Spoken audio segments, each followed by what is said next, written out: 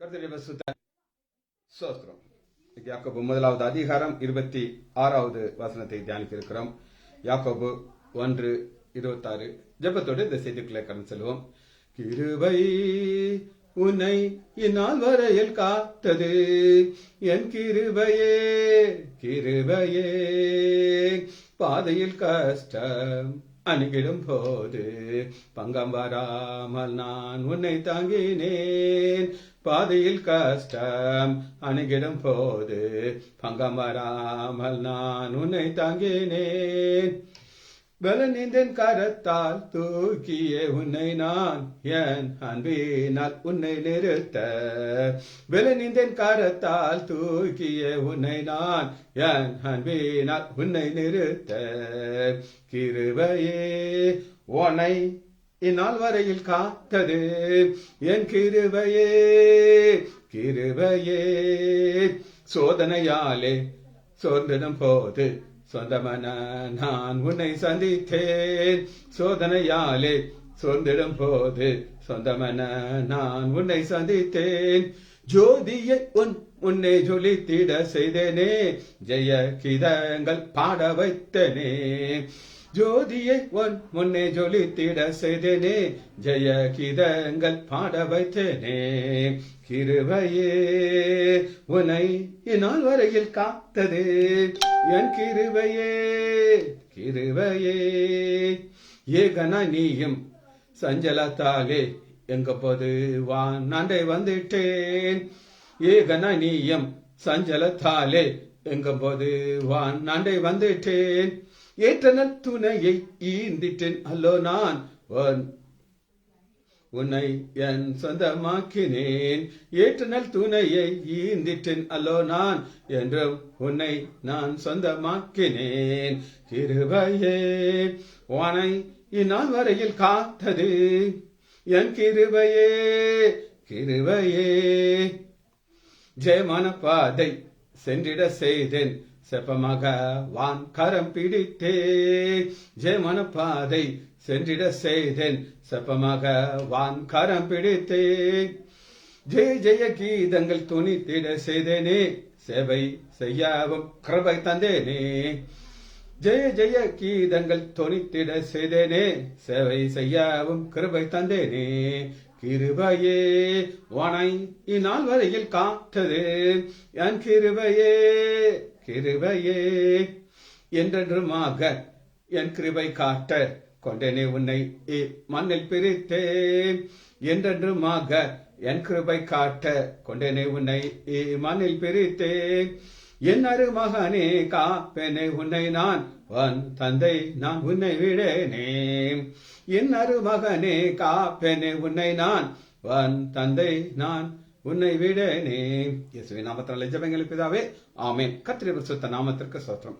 Kavitha sister praise Lord, செல்வி teacher price Lord. வாசிப்போம். யாக்கோபு முதலாவது அதிகாரம் 26வது வசனம். 26, 27 ரெண்டுமே ஒரே நோக்கத்தோடு சொல்லப்பட்டது. என்ன அப்படின்னா தேவ பக்தி.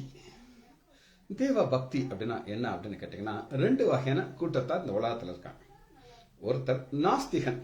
நாஸ்திகன் அப்படின்னா என்ன அர்த்தம்னா, கடவுளே கிடையாதுங்க, சும்மா ஏமாத்துறாங்க. ஒரு கூட்டம் ஏமாறுறாங்க, இன்னொரு கூட்டம் ஏமாறுறாங்க. ரெண்டையுமே சொல்லுவாங்க. நம்மளாம் ஏமாறுறோமா, நம்மளை வழி நடத்துறவங்க ஏமாத்துறாங்க. இப்படி ஒரு கூட்டம் சொல்லிட்டே இருப்பாங்க. இன்னொரு கூட்டம் யாருன்னா தேவ பக்தி உள்ளவர்கள். அந்த தேவ பக்தி உள்ளவர்களை பல வகையாக நம்ம டிவைட் பண்ணலாம். அவங்களுக்கு ஒவ்வொரு கடவுள் மேலே ஒரு நம்பிக்கை இருக்கும். நமக்கு நம்முடைய பிதாவாகிய தேவன் மேலே நம்பிக்கை இருக்கு, குமாரனாகிய இயேசு கிறிஸ்து மேலே நம்பிக்கை இருக்குது, பரிசுத்த ஆவியானவர் மேலே நம்பிக்கை இருக்குது. அப்படிப்பட்ட நமக்காகத்தான் இது சொல்லப்படுது தேவ பக்தி. இந்த தேவ பக்தியை நம்ம கொஞ்சம் ஆழமா பார்த்தோம்னா, இதனுடைய அடிப்படை என்ன அப்படின்னு கேட்டீங்கன்னா விசுவாசம். விசுவாசம் இல்லாமல் தேவனுக்கு பிரியமா இருக்கிறது கூடாத காரியம். நாம் செய்யக்கூடிய ஒவ்வொரு காரியத்தின் பின்னாடியும் ஒரு விசுவாசம் இருக்கும். இந்த விசுவாசத்தினாலதான் நாம் முன்னோக்கி சென்று கொண்டே இருக்கிறோம். நம்ம காண முடியாததை தான் நம்ம விசுவாசிக்கிறோம். இதுதான் தேவ பக்தி. இந்த தேவ பக்தியில இங்க என்ன பார்க்கறோம்னா, நாவு. இந்த நாவுங்கிற ஒண்ணு இது ஸ்பெஷலா மனிதர்களாகி நமக்கு மாத்திரம் கொடுக்கப்பட்டது. நிறைய பேர் சொல்லுவாங்க குரங்குல இருந்து தான் மனுஷன் வந்தாங்கன்னு சொல்லி சொல்றாங்க. எந்த குரங்காது பேசி நீங்க கேட்டிருக்கீங்களா? நான் கேட்டது கிடையாது. கீ கீ கீ கீன்னு சவுண்டு போடும். அதாவது இந்த பேர்ட்ஸ் இருக்கு பார்த்தீங்களா, சில பறவைகள் அது நம்ம பேசுறது அப்படி பேசும்.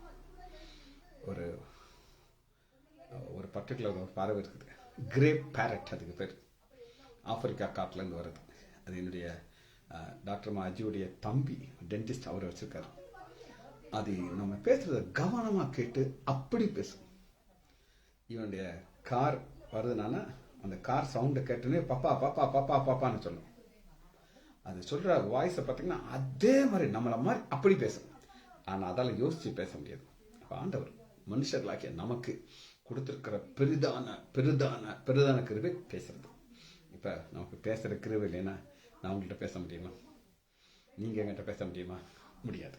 அப்போ ஆண்டவர் கொடுத்த ஒரு மிக மிக அருமையான ஒரு கிருபை என்னன்னா பேசுறது.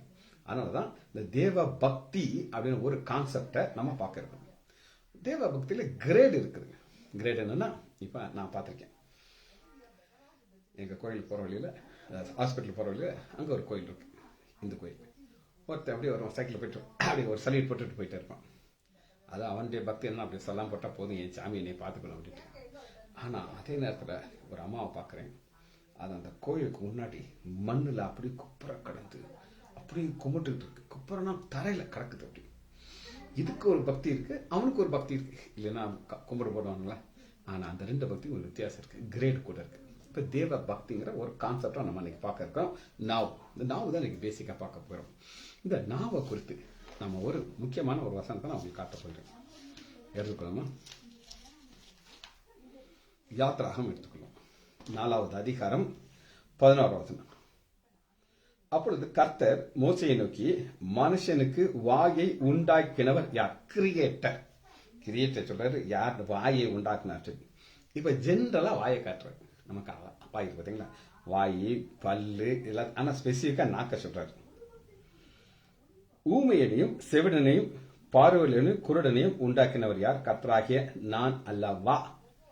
நான் அல்லவா, நான் தான் உண்டாக்குனேங்கிறார். ஒரு செவிடனை உண்டாக்குனேன், குருடனே உண்டாக்குறேன். இந்த செவிடன் குருடன் எல்லாம் ஏன் ஆண்டவர் உண்டாக்குனார் அப்படின்னு நீங்க எங்கிட்ட கேட்டீங்கன்னா, நான் ஒரு விளக்கத்தை நான் சொல்லிட்டேன். அது இருக்கலாம், இல்லாமல் இருக்கலாம். ஆண்டவர் நமக்கு கொடுத்த கிருபைகளை நம்ம உணர வைக்கிறார். கிருபையே உன்னை இந்நாள் வரையில் காத்தது, என் கிருபையே கிருபையே. அந்த கிருபைய நாம் புரிந்து கொள்ளணுங்கிறதுக்காண்டி என்ன செய்யிருக்காரு. சரி, இப்ப மோசே பேச முடியுமா? எஸ், முடியும். திக்குவாய் பாருங்க என்ன சொல்ற பாருங்க, 10வது வசனம். நான் திக்குவாயும் மந்த நாவும் உள்ளவன் அல்லவா. இதை புரிஞ்சுக்கிறதுக்கு இந்த கான்செப்டை நீங்க புரியணும். மோசேக்கு ஒரு பெரிய ஒரு நம்பிக்கை. என்ன நம்பிக்கை அப்படின்னு கேட்டீங்கன்னா, அப்ப என்ன சொல்கிறாருன்னா, இதற்கு பின்னாவது அப்படின்னா என்ன அர்த்தங்கிறத நான் சொல்றேன். இப்ப ஆண்டவர் ஒரு அற்புதத்தை செய்யறார். அந்த அற்புதத்தை யாத்ராகம் 4வது அதிகாரம் 6வது வசனத்துல தரிசனத்து கிடையாது. கர்த்தர் சொல்றாரு, எப்பா உன் கையை எடுத்து உன் மடியில போடு, வெளியில எடுங்கிறார். எடுத்தா குஷ்டரோமா இருக்கு. எப்படி ஜோஸ் பண்ண, இப்படி கையெல்லாம் அப்படி மலைஞ்சி அப்படியே சலலாம் வடிஞ்சி அப்படியே பார்க்க அருவருப்பா இருக்குது. யார் கை? மோசே கை. இப்ப திரும்ப சொல்றாரு, மறுபடியும் உன் மடியில போட்டு மறுபடியும் எடுக்கிறார். எடுத்தா நல்லா நார்மல் கையாகுது.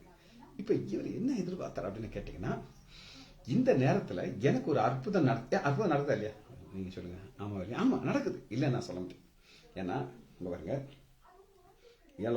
6வது வசனம், அவன் கை உறைந்த மலையை போல வெண்குஷ்டமாயிடுச்சு. 7வது திரும்ப போட்டது, அது சதையை போல ஆயிடுச்சு. இப்ப இந்த 2 அற்புதமும் நடக்கும்போது இப்படி நாமும் சரியாயிருன்னு சொல்லி மோசடி எதிர்பார்ப்பாங்களா இல்லையா? என்கிட்ட ஒரு பேஷண்ட் வருவாங்க, கால் வலின்னு சொல்லுவாங்க. சார் கால் வலி சார். அப்படியே என்ன சொல்லுவாங்க, சார் கழுத்து வலிக்குது சார் அப்படின்னு சொல்லி. எனக்கு நடந்த ஒரு சம்பவத்தை உங்களுக்கு நான் சொல்றேன். ஒரு பேஷண்ட் மனைவியை கூட்டு வந்து உட்கார வைக்கிறாரு. அந்த அக்காவுக்கு தலைவலி ஒரு ரொம்ப வருஷமா இருக்குது. நான் சில கேள்விகள் கேட்கறேன், மருந்து கொடுக்குறேன். இதெல்லாம் முடிஞ்சிட்டு ஒரு 10 நிமிஷத்துல அந்த மாப்பிள்ளையை நான் கிளீனா போட்டேன்னு அவர் தான் எல்லாம் சொல்லிட்டு இருக்காரு. அவர் ஒரு சாட்டை தூக்கிட்டு வர்றாரு. அதுவரை அவருக்கு இருந்த பிரச்சனையை சொல்றது மனசு இல்லை. நான் அவருடைய மனைவியை டீல் பண்ண மெத்தடை பார்த்துக்கிட்டு, சார் எனக்கு கழுத்தொலி ரொம்ப வருஷமா இருக்கு சார், அதையும் சேர்த்து பாருங்க சார். இப்ப மனைவியை பார்க்கறதுக்கு தான் வந்திருக்காங்க, அவரு தன்னை காட்டிக்கிட்டார். அதுபோல இங்க நான் பார்க்குற மோசே கையை ஆண்டவர் மாற்றும் போது நாவே மாத்திட்டான் எதிர்பார்த்து. அப்பொழுது மோசே கர்த்தரை நோக்கி, ஆண்டவரே இதற்கு முன்னாவது. இதற்கு முன்னாவதுன்னா என்ன அர்த்தம் அப்படின்னு பின்னாவது. அப்போ ஒரு அற்புதத்தை செய்யுங்களே ஆண்டவர். இப்போ நாவும் சரியாச்சான். ஆனால் ஆண்டவர் சரிதானா, என் கிருபை உனக்கு போதும், இந்த நாவோட தான் நீ போன்னு சொல்லிட்டு ஆண்டவர் என்ன சொல்றாரு அப்படின்னு கேட்டீங்கன்னா, அதெல்லாம் நீ போ, நான் உன் வாயோடு இருந்து. நான் வாயோடு இருந்து அப்படின்னு கேட்டீங்கன்னா, நேற்று எத்தனை பேர் அந்த வசனத்தை வாசிச்சிங்கன்னு எனக்கு தெரியல. பூரண பிரமாணம் எத்தனை பேருக்கு அது புரிஞ்சது எனக்கு தெரியாது. ஜேஎம் ஸ்டாலின் அதை பார்த்தாரான்னு எனக்கு தெரியாது. செல்வி டீச்சரை கட்டாயப்படுத்திருப்பாங்க. அதை ஏன் நான் உங்களுக்கு சொல்றேன் அப்படின்னா, ஆண்டவர் என்னோட கூட இருந்து நான் கொடுத்த எக்ஸ்பிளனேஷன் அதை போட்டிருக்கு. இங்க பேச வேண்டியிருக்குது. பேசுறதுக்கு இப்ப ஆண்டவர் வந்து யாரை சொல்றாரு அப்படின்னா, சகோதரனுக்கு சொல்றாரு. மோசே மேல் அப்ப ஆண்டவர் சொல்றாருன்னா, நீ அனுப்ப யாரை சித்தமா அனுப்பு. இங்கதான் பிரச்சனைங்க. ஆண்டவர் ஒரு ஊழியத்துக்கு ஒருத்தர் ஆயத்தம் பண்ணிக்கிறார். என்னைய ஆண்டவர் ஒரு ஊழியத்துக்கு ஆயத்தம் பண்ணினார் எனக்கு தெரியும். நான் இந்த ஊழியத்துக்கு ஆண்டவர் என்னை ஆயத்தம் பண்ணினார். எனக்கு எந்த வசனம் கொடுக்கணுமோ, அதுக்கு என்ன விளக்கணும் அவர் கொடுப்பார். அந்த விளக்கத்தை நான் உங்களுக்கு சொல்றதுக்கு நாவ கொடுத்திருக்கார். இதான் மேட்ரு. இப்ப பாருங்க 14 வசனம். அப்பொழுது கர்த்தர் மோசே மேல் கோபம் உண்டவராய், லேவியனாகிய ஆரோன் உன் சகோதரன் அல்லவா, அவன் நன்றாக பேசுகிற நான் அறிவேன். அவன் உன்னை சந்திக்க வருகிறான், உன்னை காணும்போது அவன் இருதயம் மகிழும். இதை கொஞ்சம் யோசிச்சு பார்த்தா தான் இதெல்லாம் புரியும். சும்மா டக்கு டக்குன்னு வாசிட்டு போயிருந்தா அர்த்தமே தெரியாது உங்களுக்கு. இப்ப 40 வருஷத்துக்கு முன்னாடி, நல்லா கிட்ட 40 வருஷத்துல 80 வருஷத்துக்கு முன்னாடி, ஏன்னா 40 வருஷம் மோசே எங்க இருக்காருனா பார்வோனுடைய அரண்மனையில் இருக்கார். அடுத்த 40 வருஷம் எங்க இருக்காரு அப்படின்னா வனாந்தரத்தில் இருக்காரு. இந்த வனாந்தரத்திலேயே எதையும் சேர்த்து முடிச்சதுக்கு அப்புறம் தான் இதுவரை அவங்க யாரை பார்த்ததில்ல, மோசையை பார்த்ததில்ல. யாரெல்லாம் பார்த்ததில்ல? அக்காவும் பார்த்ததில்ல, அண்ணனும் பார்த்ததில்ல. இப்ப என்ன நடக்குதுன்னா, 2 பேரும் பார்க்கறாங்க. யாரை பார்க்கறாங்க? தம்பி மோசையை பார்க்கறாங்க. அவன் உன்னை காணும் பொழுது அவன் இருதயம் மகிழும், அவனோடு பேசி அவன் வாயில் வார்த்தையை போடு, நான் பேசுவேன், இவ்விதமாக உனக்கு பதிலாக இங்கதாங்க கிருபையை இழக்கிறத நான் பார்க்கிறேன். இப்ப மோசே ஆண்டவர் சொல்ற, ஆண்டவரே நீங்க எனக்கு கிருபை கொடுங்க ஆண்டவரே, நான் பேசுறேன், எனக்கு பிரச்சனை இல்லை அப்படின்னு சொல்லியிருந்தாருன்னா இவருக்கு இன்னும் ஸ்பெஷல் ஆசீர்வாதம் கிடைச்சிடும். சரி, அது ஒரு பக்கம் இருக்கட்டும். இப்ப நம்ம இன்னைக்கு பார்க்க போறத நான் திரும்ப உங்களுக்கு வசனத்தை தான் வாசிக்க போயிடுறேன். யாக்கோபு 1வது அதிகாரம் 26. உங்களில் ஒருவன் தன் நாவை அடக்காமல் அப்படின்னா ஒரு லூஸ் டாக். இப்ப அநேக ஊழியக்காரல நான் பார்த்துட்டேன். ஒரு ஊழியக்காரர் வந்து பேச ஆரம்பிச்சார்னா பேசுவாரு சின்னத்தையாவது பேசிட்டு இருப்பாரு. ஒரு நடந்த சம்பவத்தை நான் உங்களுக்கு சொல்றேன். நான் ரட்சிக்கப்பட்ட புதுசுல ஒரு ஊழியக்காரர் ஒரு காலேஜ் லெக்சரர், விருதுநகர் காலேஜில் இந்த அவர் ரெகுலராக போவார். அந்த அம்மா காணி கொடுப்பாங்க. அந்த அம்மா சும்மாக்காம என்னை கோர்த்து விட்டுருச்சு. எப்படி கோர்த்து விட்டுச்சுன்னா, டாக்டர் ரட்சிக்கப்பட்டிருக்காரு, போங்க உங்களுக்கு அவர் காணிக்க கொடுப்பாருன்ட்டு அவர் ஒரு பெரிய ஃபைல் எல்லாம் தூக்கிட்டு என்கிட்ட வந்து, பிரைஸெல்லாம் டாக்டர், நானும் இப்போ ரட்சிக்கப்பட்ட புதுசா அப்படியே உடனே பிரைஸில் அப்படியே உருகிட்டேன். நான் பேசுறாரு அழகா பேசுறாரு. என்ன பேசுறாரு அப்படின்னு கேட்டீங்கன்னா, டாக்டர் ஆண்டவர் எனக்கு ஒரு ஊழியத்தை கொடுத்துருக்கிறார். என்ன ஊழியங்க? இந்த மென்டல் பீப்புள் இருக்காங்க பார்த்தீங்க, சைக்காட்ரிக் பீப்புள், இவங்க எல்லாம் நான் செய்கிறேன் கலெக்ட் பண்ணி ஒரு சைக்காட்ரிக் டாக்டரை வச்சு அவங்களுக்கு மருந்து கொடுத்து அவங்க நார்மல் மனசுக்கு கொண்டு வந்துட்டு அவங்க மனசு சுத்தமாக ஆனதுக்கு பிறகு அவங்களுக்கு பாவ மன்னிப்பை சொல்லிக் கொடுத்து அவங்கள ஆண்டவருக்குள்ள வழி நடத்தி அவங்களே பரலோகம் கொடுக்கணும். இதுதான் என்னுடைய ஊழியர். நான் அப்படி உருகிட்டேன், பட்டர் உருகிற மாதிரி உருகிட்டேன். இப்படிலாம் இருப்பாங்களான்ட்டு ஒரு பல்காக ஒரு அமௌண்ட் கொடுத்துருக்கேன், வச்சுக்கோங்க, நல்லா செய்யுங்க இந்த ஊழியத்தை. 1 வருஷம் ஆகுது. அந்த 1 வருஷத்துக்குள்ள அபிஷேகம் எனக்கு கிடைச்சிச்சு. ஆவியானுடைய வல்லமை என் மேலே இறங்குச்சு. இந்த பிரித்தறிகிற வல்லமையை கொடுத்தாரு. ஆவி பிரித்தறிகிற வல்லமைன்னு ஒரு வல்லமை எனக்கு கொடுத்தாரு. இவர் வந்து உட்கார்றாரு. உட்கார்ந்த உடனே எனக்கு ஒரு பைக்கு இடரலாக இருக்குது. இடர்னா அப்படி ஒரு இடரலாக இருக்குது. அவர் சொல்றாரு, பிரைஸ் எல்லாம் டாக்டர்னா பிரைஸ் சொன்னேன். எனக்கு ஆண்டவர் ஒரு ஊழியத்தை கொடுத்துருக்காரு. என்ன ஊழியங்க அப்படின்னு கேட்டேன். நான் கன்னியாகுமரியிலேருந்து காஷ்மீர் வர எனக்கு இந்த ஊழியத்தை நான் செய்ய போகிறேன். எப்படி செய்ய போகிறீங்க? ரிட்டையர்டான டீச்சர்ஸ் எல்லாரையும் நான் கலெக்ட் பண்ணேன். அவங்களுக்கு இன்ஸ்ட்ருமெண்ட்ஸ் வாங்கி கொடுத்துருக்கேன். ஒரு பாட்டி கிட்டார் வாசிக்கணும், பாட்டு கிட்டார் ரசித்து பார்த்துருக்கீங்களா? நான் பார்த்ததில்ல. தாத்தா ட்ரம்ஸ் அடிப்பார், தாத்தா கை சும்மாவே இருக்கும், ட்ரம்ஸ் அடிப்பார்.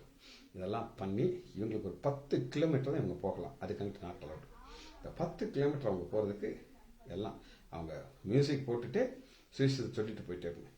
இப்படி நான் கன்னியாகுமரியில் ஆரம்பித்து காஷ்மீர் வர முடிக்க போகிறேன். இதுதான் ஆண்டவர் எனக்கு கொடுத்த ஊழியம் அப்படின்னாரு.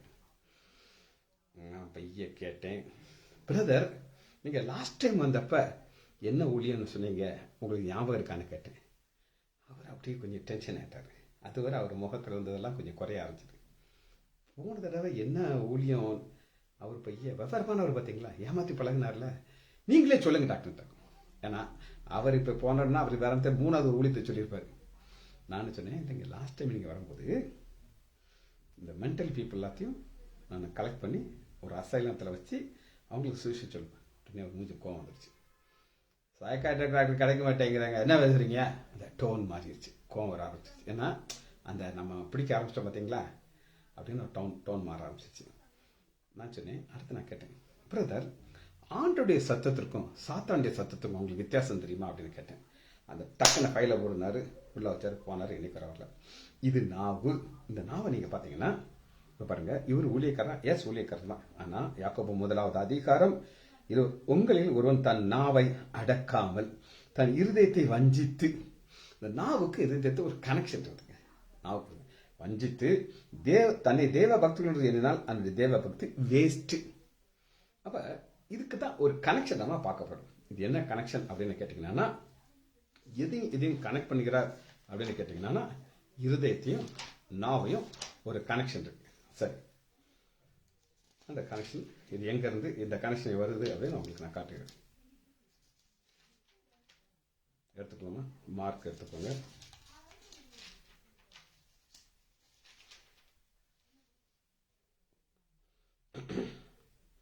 மார்க் 7வது அதிகாரம் 20வது வசனத்தை நான் உங்களுக்கு வாசிக்கிறேன். நாவு இருதயத்துக்கு கனெக்ஷன் இருக்கு.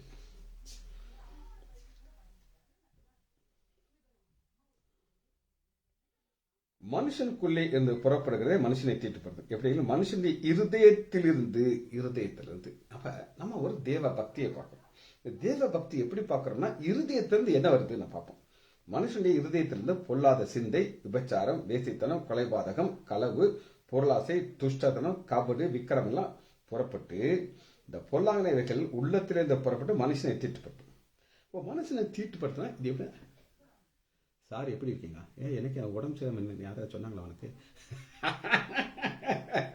ஆரோக்கியராஜ் ஆண்டவர் பிள்ளை கொடுத்துருக்காரு, நீ சொல்லு. நேற்று இந்த வசந்த வாசியா தியானிச்சான்னு எனக்கு தெரியாது. எனக்கு கரெக்டா நீ எனக்கு கொஞ்ச நேரத்துல சொல்லணும், பார்த்துக்கோ. மெசேஜ் கொடுத்தோன்னு என்னெல்லாம் நீ அதை புரிஞ்சுக்கிட்டேன்னு சொல்லி. சரி, மனுஷனை தீட்டுப்படுத்துறதுக்கு இதெல்லாம்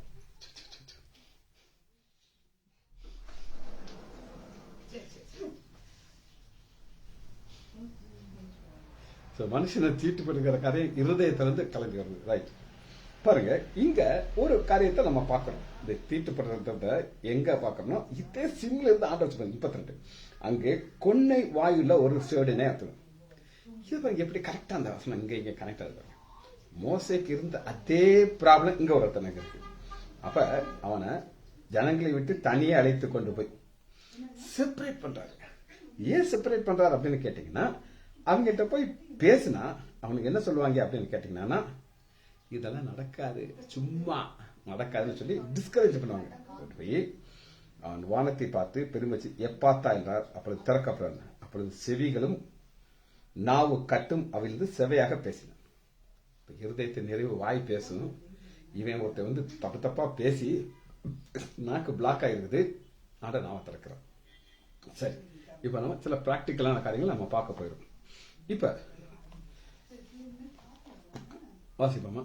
1வது அதிகாரம் யாக்கோபு 26வது வசனத்துல நீங்க பார்க்கும்போது இந்த வசனத்தை பார்க்கிறோம்.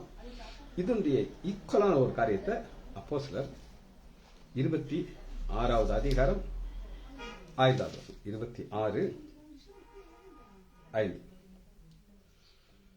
நம்முடைய மார்க்கத்தில் உள்ள சமய பேதங்களிலே மிகவும் கண்டிப்பான சமயத்துக்கு ஏற்றபடி பரிசீலனை நடந்துட்டு சாட்சியில் அவர்கள் மனதிருந்தா சொல்லலாம். இப்ப அகிரிப்பாங்கிற ஒருத்தர் போய் ஒரு சாட்சி சொல்லுகிறார். என்ன சாட்சி சொல்லுகிறான்னா, என் பழைய வாழ்க்கையை பத்தி கேட்டு பாருங்க சொல்லி.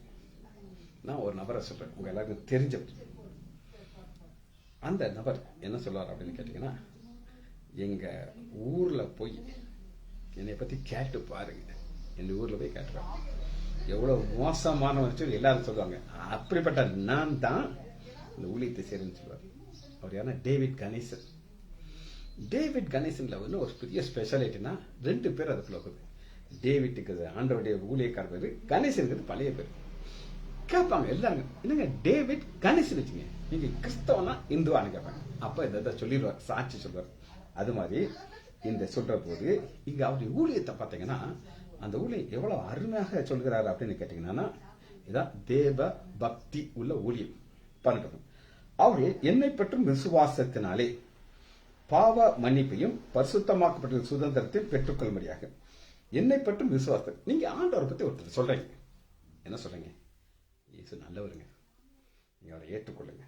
ஏற்றுக்கொண்டீங்கன்னா உங்களுக்கு ஆண்டவர் உங்களுக்கு ஆசீர்வதிப்பார். ஏதாவது நீங்க சொல்றீங்க, சொல்லும்போது என்ன நடக்கும் அப்படின்னு நீங்க கேட்டீங்கன்னா, பாவ மன்னிப்பை பரிசுத்தமாக்கப்பட்ட சுதந்திரத்தையும். ஃபர்ஸ்ட் பாவ மன்னிப்பு. இந்த பாவ மன்னிப்பு எப்படி வரும் அப்படின்னு கேட்டீங்கன்னா, கன்ஃபெஷன். உங்க நாவல நீங்க அறிக்கை செய்றீங்க. நான் நாவுக்கும் ஊழியத்துக்கும் உள்ள கனெக்ஷன் உங்களுக்கு காட்டுறேன். ரோமர் எடுத்துக்கோமா, 10வது அதிகாரம் 10வது நாவு. இங்க உட்கார்ந்து பாருங்க. நீதி உண்டாக 9வது என்னவென்றால், கர்த்தராகிய இயேசுவை என் வாயினாலே அறிக்கையிட்டு தேவன் அவரை மரித்திலிருந்து எழுப்பினார் என்று உன் இருதயத்தில் விசுவாசித்தால். இருதயம் சொல்லணும், என் இயேசு மரித்து உயிர் தந்தார். யார் சொல்லுங்க? வாய் சொல்லக்கூடாது. நீதி உண்டாக இருதயத்தில் விசுவாசிக்கணும், ரட்சிப்பு உண்டாக வாயினாலே அறிக்கை பெறணும். அதனால இங்க ஒரு கனெக்ஷன் நம்ம பார்க்கறோம். இந்த கனெக்ஷனை தான் நம்ம எப்படி பார்க்கறோம் அப்படின்னு கேட்டீங்கன்னா, அப்போஸ்தலர் 26வது அதிகாரம் 18வது வசனம், பரிசுத்தமாக்கப்பட்ட சுதந்திரத்தை பெற்றுக் கொள்ளும்படியாக. பரிசுத்தமாக்கப்பட்ட சுதந்திரம். சுதந்திரம்னா என்ன சொல்லுங்க? உரிமை உள்ள இடம்.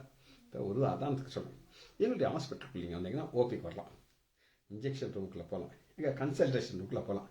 அதுவும் எல்லாரும் கண்டிஷன் போக முடியாது. என் ரூம் திறந்தாக்கும் யாராலும் உள்ள வரலாம். ஆனால் என்னுடைய தம்பி டாக்டர் விமலேஷ் லைசானுடைய ரூமுக்குள்ள போகிறதுக்கு பெர்மிஷன் வாங்கணும். ஸ்டாஃப் வெளியில் 2 பேர் அட்டென்ஷனில் நிற்பாங்க, டவர்லாம் உள்ள போக முடியாது. அப்படி ரெஸ்ட்ரிக்டட் ஏரியா இருக்குது.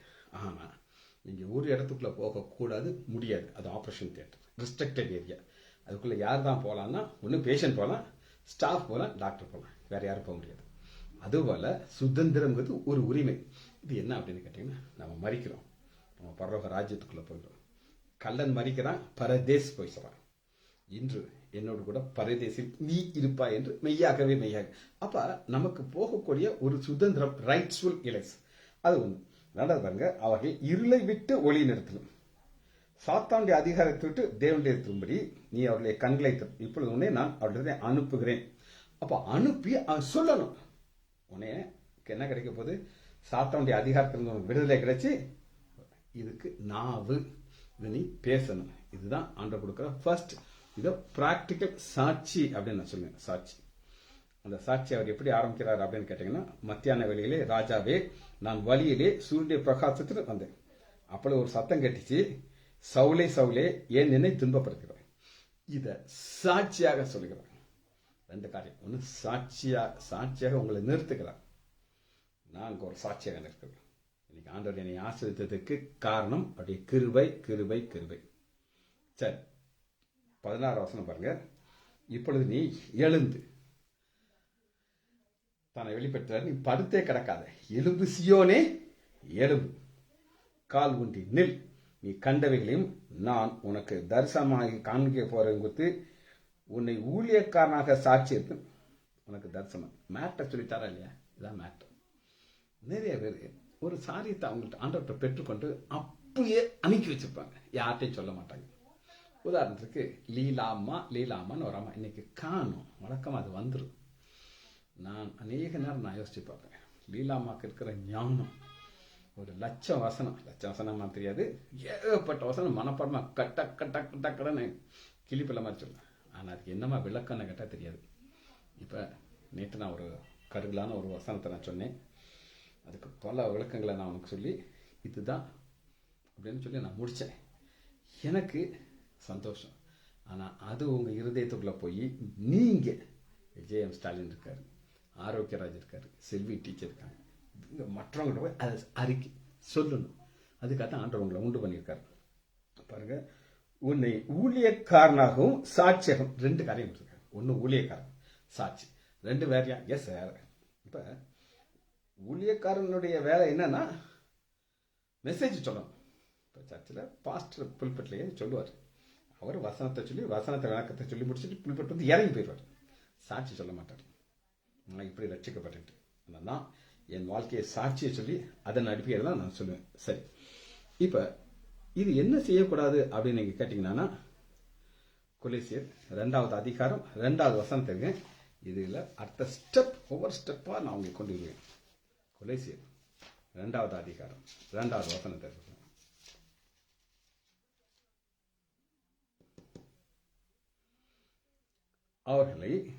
அவர்களை இருதயங்களை தேற்றும்படி அவர்கள் அன்பினால் இணைக்கப்பட்டு.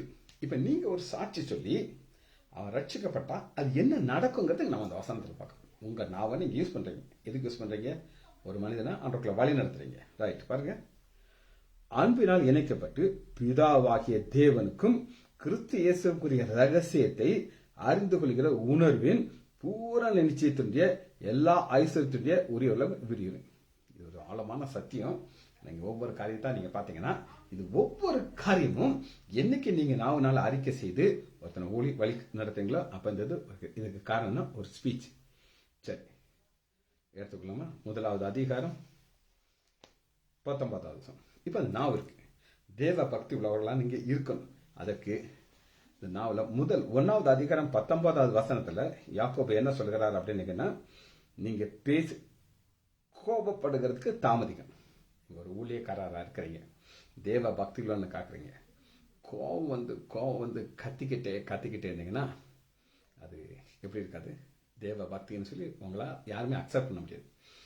அந்த நிறைய நேரத்தில் ஒரு பிரச்சனை வரும், ஒரு சிலர் எதிர்த்து வருவாங்க. அப்போ நம்ம கோபப்படாமல் அமைதியாக இருந்தானா அது ஆசீர்வாதமாக இருக்கும்.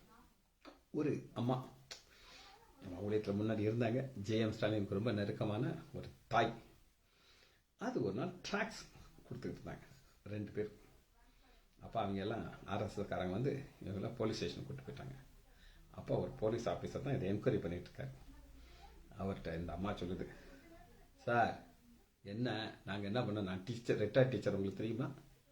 அவருக்கு ரிட்டையர்ட் டீச்சர் அவருக்கு என்ன சார், பூட்ஸ் காலை வச்சு எங்களை 4 மிதி மிதிங்க சார். என்னது பூட்ஸ் காலை வச்சு 4 மிதிங்க சார்? அந்த அம்மா சொல்லுது. நல்ல ஆலோசனையா? அவருக்கு எவ்வளோ ஞானமாக பேசுகிறாருன்னா, ஏமாங்க பாருங்கம்மா, இந்த பிரச்சனை நான் இப்படி முடித்து இப்படி நான் சுகமாக உங்களை அனுப்பிடும். உங்கள் மேலே நான் கேஸ் போடக்கூடாது, எஃப்ஐஆர் வரக்கூடாது, இது வெளியில் வரக்கூடாது, இப்படி இதை முக்கமாக நான் அனுப்புங்கிறது என்னுடைய நோக்கம். நீங்கள் சொல்கிறாப்புல எனக்கு பூட்ஸ் கால் இருக்குது, எனக்கு மிதிக்கவும் தெரியும், உங்கள் ஆலோசனையின்படி நான் மிதிச்சா இது பெருசாகிடும் அப்படின்னு சொல்லி. அதனால தான் இந்த வசனம் கோபிக்கிறதுக்கு தாமதமாக இருக்குது. புரியுதா உங்களுக்கு? இந்த அம்மா தேவ பக்தி உள்ளவங்க நான் நம்புவானா? நம்ப மாட்டான், ஊர்தியாக நம்ப மாட்டான். சரி, 2வது அதிகாரம் 12வது வசனத்தில் அந்த நாவை குறித்து என்ன நம்ம தேவ பக்தி அடுத்த ஸ்டெப் உங்களுக்கு 2:12 சுயாதீன பிரமாணத்தினாலே நியாயத்தில் படைய பொருளாய் அதற்கு ஏற்றபடி பேசி அதற்கு பேசணும், செய்யணும். நேற்று நான் சொன்னதா, நீங்க பேசணும், அதை செய்யணும். அதை நான் ஆண்டவர் கொடுத்துருக்கிறேன். 3வது அதிகாரம் 1-3 வசனத்தை வாசிக்கிறேன். இங்க ஒரு கதிவாளத்தை பார்க்குறோம். நம்ம இந்த 3வது அதிகாரம் வாசிக்கும் போது அது ஃபுல்லாக வாசிப்போம், அது டீட்டெயிலாக போவோம். ஆனால் இந்த தேவ பக்தி உள்ள ஒரு மனிதன்னா இங்கே ஒரு கண்ட்ரோல் இருக்கும். எது மேலே இருக்குன்னா நாவு மேலே ஒரு கண்ட்ரோல் இருக்கும். ஏன்னா அது வேஸ்ட். 3வது அதிகாரம் 14வது வசனம் வாசிப்போம். உங்கள் இருதயத்திலே கசப்பான வைராக்கியத்தையும் விரோதத்தையும் வைத்திருந்தால், அந்த கசப்பானது இருந்துச்சுன்னா அது வெளியில் வந்துடும். அப்போ உங்கள் தேவ பக்திங்கிற ரிலேஷன் டர்னு கிழிக்கும். 4வது அதிகாரம் 11வது வசனத்தை வாசிக்கிறேன். யாக்கோபு 4:11 சகோதரரே, ஒருவருக்கு விரோதமாக பேசாதீர்கள். இதாங்க ஒருவருக்கு. இப்போ நான் ஒருத்தர் சொல்றேன், ஆனால் பேரை சொல்ல மாட்டேன். பேரை சொல்ல மாட்டேன். நடந்த சம்பவத்தை நான் சொல்லணும். சம்பவத்தை சொல்லாமல் உங்களால் அப்படி புரிய வைக்க முடியும். ஆனால் இது விரோதமாக பேசுறது கிடையாது. சகோதரரே, ஒருவருக்கு விரோதமாக பேசாதீர்கள். சகோதரனுக்கு விரோதமாக பேசி தன் சகோதரனை குற்றப்படுத்துகிறவன் நியாயப்பிரமாணத்தை குற்றமாக பேசி மரணத்துக்கு ஏதுவாக இருக்கலாம். இன்னைக்கு நீங்க ஒருத்தரை நேசிக்கணும், அப்படி நேசிக்கு எவ்வளவு தூரத்துக்கு நீங்க அவங்க மேல அன்பு செலுத்துறீங்களோ அந்த அளவுதான் உங்களுக்கு கொஞ்சம். கடைசி ஒரு வசனத்தை வாசி நம்ம முடிக்க இருக்கிறோம். மத்தேயு 12வது அதிகாரம் 34 வசனம். மத்தேயு 12:34. நான் சொல்லல, அந்த வார்த்தை இது. விதியின் பாப்பு குட்டியிலே நீங்கள் பொல்லாதவர்களா இருக்க நலமாக பேசுங்க. இருதயத்தின் நிறைவினாலே வாய் பேசும். நல்ல மனுஷன் இருதயமாகிய நல்ல பொக்கிஷத்திலிருந்து நல்லதை எடுத்து காட்டுகிறான். மனுஷன் பேசும் வீணான வார்த்தைகளுக்காக நியாய தீர்ப்பினாலே நீங்க கணக்கு கொடுக்கணும். ஏனென்றால் ஒரு வார்த்தையினாலே நீதிமான் என்றும் அல்லது ஒரு வார்த்தையினாலே குற்றம் தீர்க்கும். இதோட நம்ம முடிக்க இது எல்லாத்தையுமே இதுக்குள்ள அடக்கிட்டார் ஆண்டவர். நான் சொன்ன அத்தனை அவசரத்தையும் இதுக்குள்ள அடைச்சிட்டார். நம்ம பேசும்பொழுது ரொம்ப கவனமா பேசணும். கவனமானா மற்றவர்களை புண்படுத்தக்கூடாது. அநேக நேரங்களில் ஒருத்தர் பேசும்பொழுது எப்படி ஈட்டிய மாதிரி குத்துவாங்கன்னு சொல்லி நம்ம பார்க்கலாம். ஆனால் ஆண்டவர் எதிர்பார்க்கறதுன்னா கணக்கு ஒப்புவிக்க வேண்டும். நம்ம எதெல்லாம் பேசுறாங்கிறத கணக்கு ஒப்புவிக்கணும் பயத்தோடு வரணும். ஜெபிச்சு படிப்போமா? மகா இரக்கமும் கிருபையுள்ள பிதாவே, உம்மை துதிக்கிறோம் ஐயா. நீர் எங்களுக்கு நாவை கொடுத்திருக்கிறீர் ஐயா. அருமையாக பேசுகிற கிருபையை தந்திருக்கிறீர் ஐயா. அது உங்களுடைய ஊழியத்துக்காக நாங்கள் பிரயோஜனப்படுத்துவதற்காக நன்றி ராஜா. பிள்ளைகளாகிய எங்களுக்கு நீர் கொடுத்த கிருபையை எங்களுக்கு மாத்திரமல்ல ஐயா, எங்கள் சந்ததிகளுக்கும் மற்றவர்களுக்கும் கொடுத்துக்கொண்டோம். பிள்ளைகள் ஒவ்வொருவரையும் என் ஆண்டவராகிய இயேசு கிறிஸ்துவின் நாமத்தினாலே ஆசீர்வதிக்கிறேன். இயேசுவின் நாமத்தினாலே ஜெபங்களுக்கு பிதாவே. ஆமேன், ஆமேன், ஆமேன்.